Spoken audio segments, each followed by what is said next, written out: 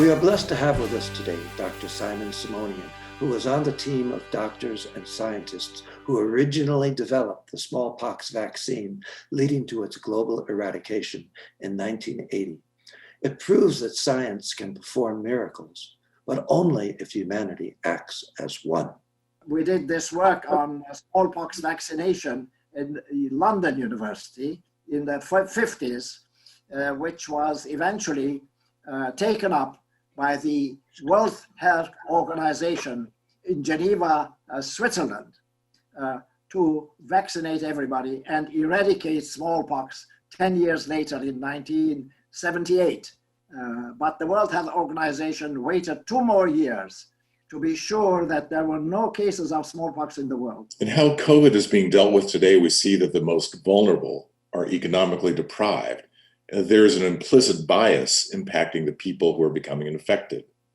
Do you feel or do you fear that public health and a disease and pandemic such as this can be manipulated and used for political reasons? If the authorities in the country force the public health director to put out statements which are not scientific for fear that he could be fired from his position, for example, then he might begin to falsify some of the statements to his own protection and to the suffering of the people.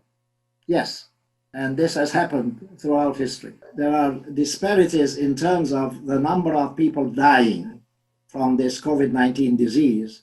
It's much higher proportion in those who are minorities, who are African American, who are Hispanic, and these people are more susceptible to the infection, and they are dying at a higher rate. And also, being poor, they don't have preventive measures or education because of their poverty to prevent the infection. I think the future is hopeful. Like many other diseases which are caused by a virus, we have sort of subdued the majority of them, whether it's measles or whether it's polio and flu, the influenza. We have subdued most of them, and we can live reasonably safely with these around, but they are much weakened, and we expect the same thing to happen with COVID-19, provided we have centralized authority that is really helping the people and helping the scientists and helping the World Health Organization to make sure, and these companies, to make sure that we don't do it alone, that we are working together with everybody in the world.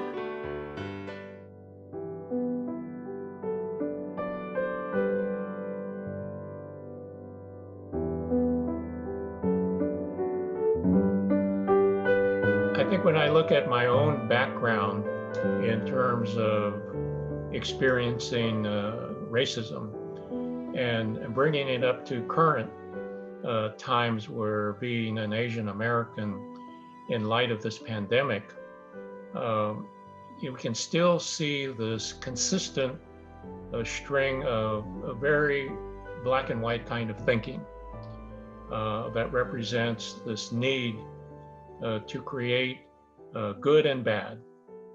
And again, this is part of that survival brain, the reptilian brain.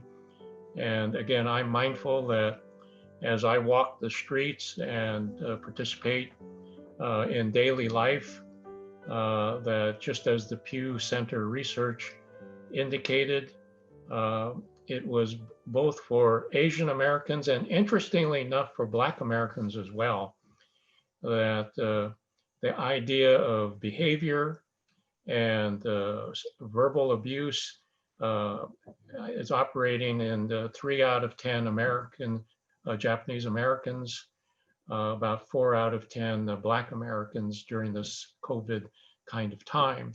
For us, the chosen group that could become the enemy because of this virus is still very much an activated part of our culture here. U.S. Congresswoman Maxine Waters has been a fierce fighter for social justice throughout her entire career. She truly understands how to connect the dots between the greatest challenges of our time. This year's Peace Sunday comes in the midst of an unprecedented public health crisis, one that is causing economic dislocation, illness, and death across the United States and around the world. In times like these, it is especially important that we come together as Americans of different faiths, traditions, and cultures to celebrate our common humanity and to honor the hopes and dreams that we all share. Let me begin by expressing my profound sympathies to those of you who have lost friends and loved ones to COVID-19. My dear sister was one of the more than 218,000 Americans and 1 million people around the world whose lives were tragically cut short by this terrible disease. This pandemic has exacerbated the disparities and the injustices in our society. COVID-19, like so many other diseases, is having a disproportionate impact on people of color. According to the Centers for Disease Control, African Americans, Latinos, and Native Americans are all about 5 times more likely to be hospitalized for COVID-19 as white Americans. Globally, the coronavirus has also impacted some countries more severely than others. The US has the greatest number of COVID-19 deaths in the world, more than 218,000. It is in this context that we remember Dr. Martin Luther King Jr.'s historic I Have a Dream speech, which inspired Americans from all walks of life to work for peace, equality, and social justice.